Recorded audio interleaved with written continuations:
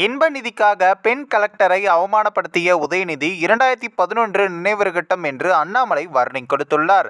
அலங்காநல்லூர் ஜல்லிக்கட்டு விழாவில் உதயநிதி ஸ்டாலின் தனது மகன் மற்றும் நண்பர்களை அமர வைக்க மாவட்ட ஆட்சியர் சங்கீதாவை மேடையிலிருந்து அகற்றியதாக அண்ணாமலை குற்றம் சாட்டியுள்ளார். அதன்படி உலக புகழ்பெற்ற அலங்காநல்லூர் ஜல்லிக்கட்டு போட்டி இன்று நடைபெற்றது. இந்த போட்டியை துணை முதல்வர் உதயநிதி ஸ்டாலின் கொடியசைத்து துவங்கி வைத்தார்.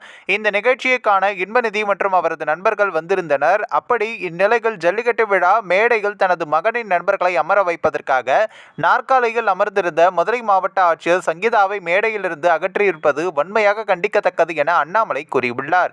மேலும் அப்படி இது தொடர்பாக தமிழக பாஜக மாநில தலைவர் அண்ணாமலை வெளியிட்டுள்ள எக்ஸ்தல பக்கத்தில் மதுரை அலங்காநல்லூர் ஜல்லிக்கட்டு நிகழ்ச்சியை காண தனது மகன் இன்பநிதி மற்றும் அவரது நண்பர்களுடன் சென்றிருக்கும் துணை முதலமைச்சர் உதயநிதி ஸ்டாலின் ஜல்லிக்கட்டு விழா மேடைகள் தனது மகனின் நண்பர்களை அமர வைப்பதற்காக நாற்காலியில் அமர்ந்திருந்த மதுரை மாவட்ட ஆட்சியர் சங்கீதா அவர்களை மேடையிலிருந்து அகற்றியிருப்பது வன்மையாக கண்டிக்கத்தக்கது. மேலும் துணை முதலமைச்சர் மகனின் நண்பர்களுக்காக பெண் மாவட்ட ஆட்சியரை நாற்காலியை விட்டு எழுந்திருக்க செய்வது தமிழகத்தின் இருண்ட காலமான திமுகவின் 2006 2011 ஆட்சி காலத்தை விட மோசமான அதிகார துஷ்பிரயோகம்.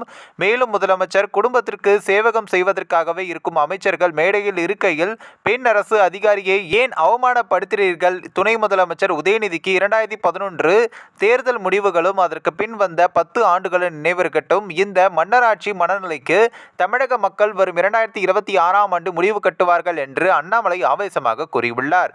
இந்த ஒரு வீடியோ குறித்து உங்களுடைய கருத்துக்களை நீங்க மறக்காம கமெண்ட்ஸ்ல சொல்லுங்க. நம்ம ஏஷியாநெட் நியூஸ் தமிழும் தொடர்ந்து ஃபாலோ பண்ணுங்க.